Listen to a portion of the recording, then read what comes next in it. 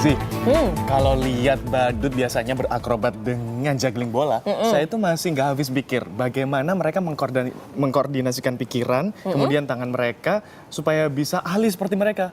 Iya juga ya, saya juga sering mikir gitu sih. Soalnya saya pernah nyoba juggling, tapi cuma bisa pakai 2 bola. Kanan kiri, kanan Itu pun kiri. saya juga bisa. Kamu juga bisa ya? Padahal kalau badut-badut itu bisa sampai 3 sampai 5 bola. Iya, kan, ada bener yang ya? 5 loh, dan mereka nggak jatuh. Tapi saya pernah baca ya, Zen, di Bandung itu ada sebuah komunitas yang kegiatannya ya juggling seperti para badut itu, tapi pakai botol bekas. Wah, berarti saya bisa ikutan dong ya? Yakin mau ikutan? Ikut dong. Ada syaratnya loh. Apa? Simak dulu di What to Do.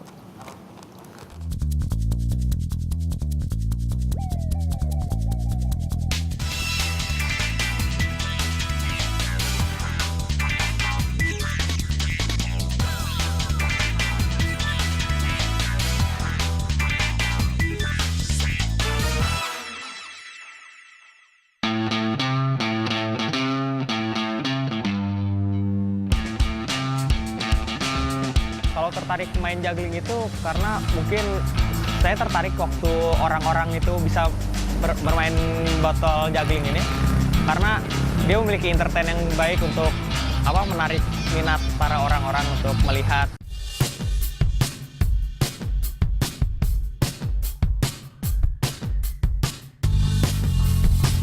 Aplikasi dalam kehidupan sehari-hari itu biasanya kita kalau minum dalam gelas, kita sering memain-mainkan gelasnya. Dalam untuk seperti menuangkan saus atau minuman, botolnya kita putar-putar, kita mainkan.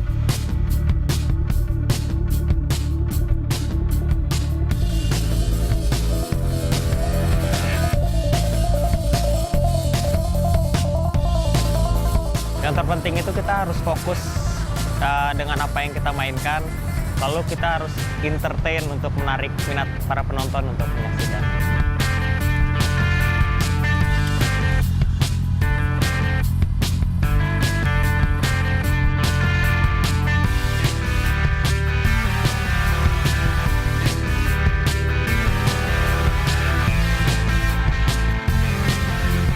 Kalau untuk kesulitannya, ketepatan polanya lebih sulit soalnya kan kadang nggak selalu sama gerakannya.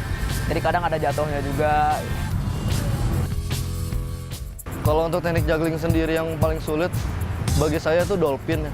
Itu dengan mentransfer antara botol dan shaker itu secara silang. Itu sering beradu. Resikonya itu botol biasanya sering pecah.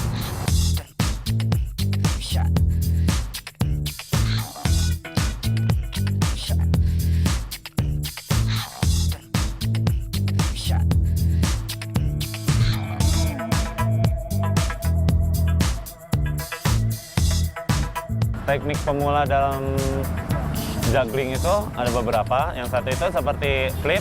Flip itu melemparkan botol dan menangkapnya kembali di bagian lehernya seperti ini. Lalu untuk overhead, melemparkan botol ke belakang dan ditangkap di bagian belakang kepala sini. Lalu dilanjut dengan tomahawk. Tomahawk itu melemparkan botol ke arah samping atau ke arah depan dan ditangkap lagi seperti ini. Lalu ada open shoulder, dilempar melalui bawah bahu dan ditangkap lagi lewat sini, tangkap lagi seperti ini. Teknik dasar juggling botol dengan shaker itu pertama kita ada cutting. Cutting itu pertama kita memflip botol sekali, lalu kita mengcutnya lewat pergelangan tangan hingga shaker kita lempar sedikit, membuat poros lingkaran. Setelah itu kita ada tomahawk. Tomahawk itu dengan cara memflip botol sekali putaran di samping telinga, dan setelah itu kita mengglove botol, yaitu dengan cara memasukkan botol ke dalam shaker.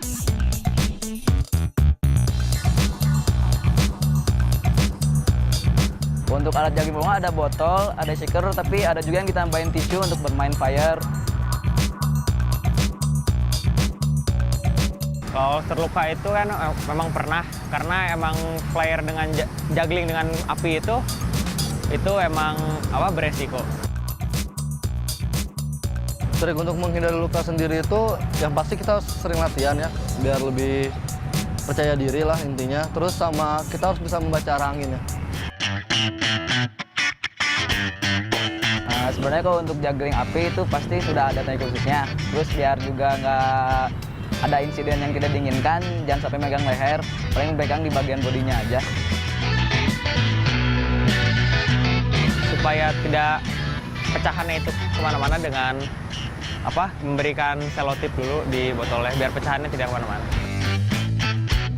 Kesulitan dalam juggling fire mungkin tingkat bahaya yang tinggi, kurang yakinnya dalam bermain, itu sangat jadi faktor utama dalam kejadian fatal.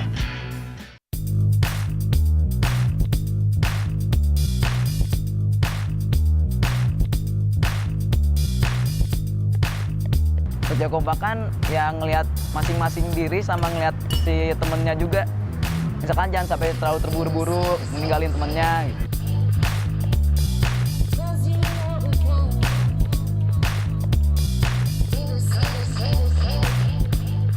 Awal terbentuknya juggling botol ini karena kita bersekolah di salah satu jurusan di sebuah kampus yaitu Food and Beverage.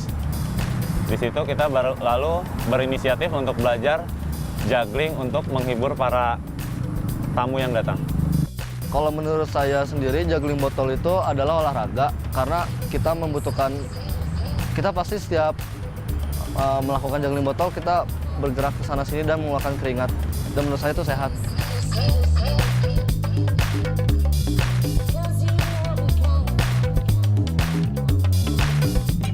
Untuk gabung dengan komunitas kita bisa follow Twitter kita itu di NBCNHigh, dan setiap hari Jumat dan Sabtu ada di Taman McD dan di kampus kita Sekolah Tinggi Pariwisata Bandung, dan setiap hari Minggu ada di CFD Dago.